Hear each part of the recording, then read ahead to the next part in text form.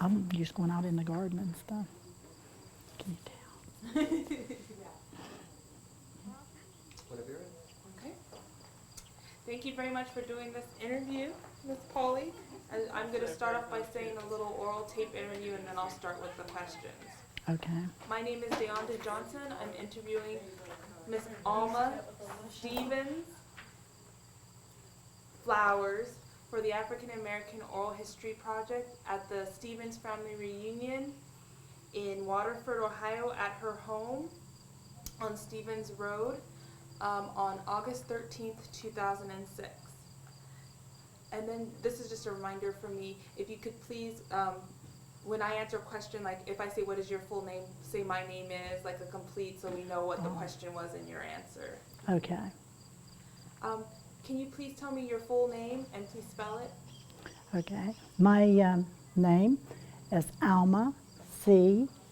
Flowers, Stevens Flowers, and it's ALMA STEVENS and FLOWERS, but my nickname is Polly, POLLY, and that's what everybody calls me. How'd you get that nickname? Oh, I had a brother which was 5 years older than me, and I was born in September the 12th, the year that he started in school. And you know the song the little kid sings, Polly puts the tea kettle on and we'll all have tea. So they got us singing that. And so Tony told them all that he had a little baby sister named Polly. So that's the way. Mm-hmm. So did you grow up, did anybody call you Alma growing up? Just only in school. Mm-hmm. The whole time. When were you born? September the 12th, 1943. And where were you born? Just about a mile up the road from here at Waterford, Ohio, Were you born at home or at a hospital? at my parents' home. Mm-hmm. Who were your parents? Okay, my father was Lauren James Stevens. My mother was Alma Helen Jenkins Stevens. And do you know when they were born? My dad was born in March of 1800, and I think it was 97. My mom was born March the 15th of 1905. Now, was this your parents, both of their first marriage? No, my dad had been married once before, and his first wife passed away just before she had her first child. And I guess she was the one that was putting some oil on the fire to get it started, how they had the old wood coal stoves, and it kind of exploded a little bit, and anyway, she caught on fire in her nightgown and stuff that morning after Lauren had went to work, and you know, burned her pretty bad before Grandma Stevens could get up her tour, and I think within a day she passed away. And what was her name? Maud Mayle Stevens. Who were your grandparents on your father's side? The grandparents on Dad's side was Jethro Stevens and Eliza Dalton Stevens. Do you know when they were born? No. Do you know where they were born? Jethro was born here at Waterford, Ohio, and Eliza, I'm going to say West Virginia. Can you repeat that for us? My grandparents on my dad's side was born, Grandpa Jethro was born here at Waterford, Ohio, and Grandma Eliza Dalton Stevens was born, I think, in West Virginia. Now, were they alive when you were born? No, Both of them. no. Grandpa Jethro passed away a year before I was born, and it was a few years before that. That's when she had died. How about on your mother's side? Who were your grandparents? On Mom's side, my grandparents was Claude Jenkins and Lily Mayle. Okay, Lily Mayo. Can you stop for just a second? Are you getting a lot of noise? A little bit, yeah. Them kids. I can't see. Can you see Stanley up there? Okay. Can I put my glasses on them? Yeah. Hey, see, I can see them up there, but I can't see who it is. Okay, now who were your maternal grandparents? Okay. Wait a minute. Okay, on my mom. On your mom's yes. Okay, my grandparents on my mother's side was Claude Jenkins and Grandma Lily Mayo Jenkins. And do you know where they were born?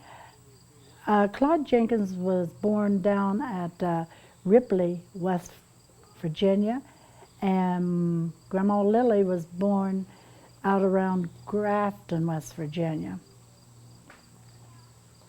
Now, the Stevens is a pretty common name in this area. And you live on Stevens Road. Can you please tell me a little bit about the land that the Stevens owned? Okay, yes, I do live on Stevens Road, and they did name that after the families that lived here, because like from Camp Hervida through to County Road 6, except one farm, used to be owned by Grandpa Chesterhill. And I forget just how many acres that was through there. Then finally he sold off part of the farm to his son Lorne, which was my dad. Then he sold the other part to his son Oscar, Uncle Oscar Stevens. Then after Grandpa passed away, my dad sold the first part to Pearl and Luella Adams. Then he bought the second part of Grandpa Jethro's farm. And how much land did your dad own? I think the 52 acres here. And then how did you come to own the land? Well, it was after my dad had already passed away. My mom was failing in health, and she had to, do something. And so all the rest of my family had their own places, and I'm the youngest. And then I bought that from my mom, and I was about 16. And how much did you buy that land for? Well, back then you had to give something, so it was $1. How much did you buy the land for? Okay, I had to, you had to pay something, so it was $1 to make the deeds and things legal. Mm-hmm. And when did you purchase the land?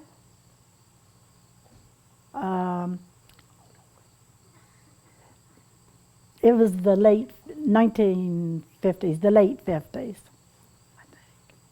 And how old were you? 16. Now, how many kids did your parents have? There was 6 of us, and my brothers and sisters. There was 4 boys and 2 girls. And can you tell me their names in order? Yes, my oldest brother was Augusta Stevens. Second would have been Lauren Jr. Stevens. Second, Alice Marie Stevens. Next was Arthur Willard Stevens. Next would be William Oliver Stevens, and then Alma Stevens. Do you know how your parents met? No, I don't. And it was probably in West Virginia, but I'm not for sure. So your dad lived in West Virginia for a time? I think my dad just worked in the coal mines out there for a little while. But see, my dad was born here at Waterford, and he was raised up right here. So what was his occupation, your father's? Well, my dad had, he was a mail carrier, he was a farmer, and then after he married my mom, Helen, well, wait a minute, let me back up a little bit. My dad was married once before, and that was the first wife that died in the fire. And after that, then he married Helen Jenkins, and they were here at Waterford until after they had their first son. Then they moved to Chicago. Back then, in the 20s, In Chicago was the big steel mills and stuff, so naturally you have to go where the money's at. So they went out there and worked until probably about 1937, 38. Then they were back here, and then Tony, or William, and I was born here at Waterford. And what did your dad do? You mean after he moved back here? Yeah. He farmed, and then, like here on the farm where I live, he used to put out tomato patches in the summer, and it was like 10 to 15,000 tomato plants. And he raised tomatoes, and also, he raised cattle and pigs and stuff like that too. But big tomato plant patches in the summer. Was that the only crop that he grew, tomatoes? No, he grew other stuff, but that was one of the main that he sold. What were some of the other crops that he grew? Oh, well, he grew corn and always had a big garden and stuff, and wheat and stuff. Then also, Dad got so he went out and he rented other farms, and that was like the big cornfields and stuff, because he had to have corn and the hay for his animals, like the cows and pigs and stuff. So what type of foods did you eat growing up? Just like most country people, stuff out of the garden. And then you had your own meat, like pork and the beef from the cows, and just anything you raised in the garden, like corn, beans, tomatoes, the carrots, peppers, and all like that. What were some of your chores growing up on the farm? Well, I was the youngest. And when you're the youngest, you don't have to work as hard. Okay, for one thing, see, my dad passed away when I was just 4 years old. And really back then, they didn't have babysitters and stuff. So when all of them went to the garden to work or went to the tomato patch, I had to go too. So they gave me a little basket, and when I got done, I had green tomatoes, red tomatoes, and any tomato I decided to pick. I was too little, so they let me pick any kind of tomatoes that, to kind of get rid of me. Now, how did your father pass away? Okay, my dad died with cancer. And also, my dad hauled coal, and that was another income. And also, he worked the day before he passed away. He worked on Friday. He's on his coal route. And then it was Saturday evening, midnight, when he passed away, and it was cancer.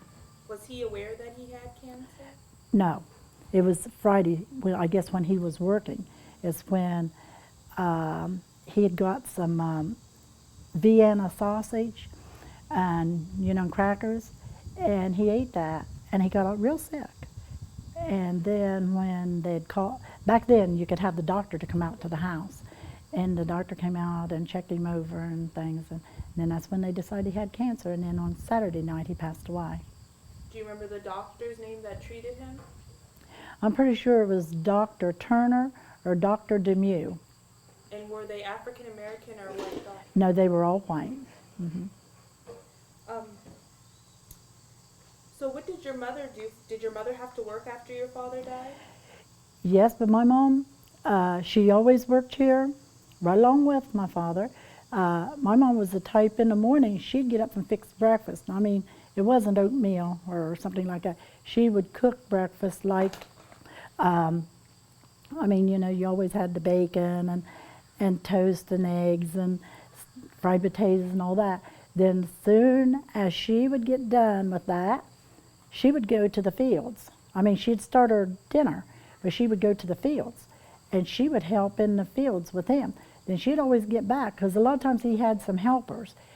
And back then, they didn't carry lunches or a sack